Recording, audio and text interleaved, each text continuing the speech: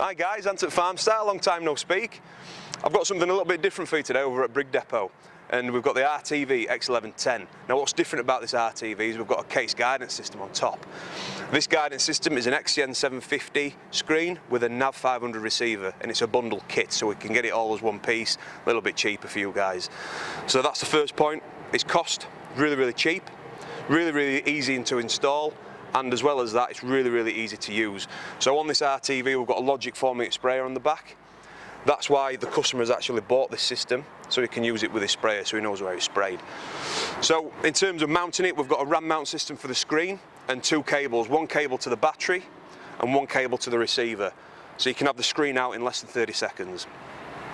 We've routed the cable up behind the cab, up to the top of the receiver, and the receiver's mounted on a magnetic plate.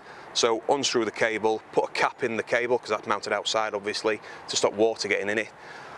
Lift the receiver off and you're done. But hopefully the customer will really enjoy this system, and happy days. I'll see you again in another video.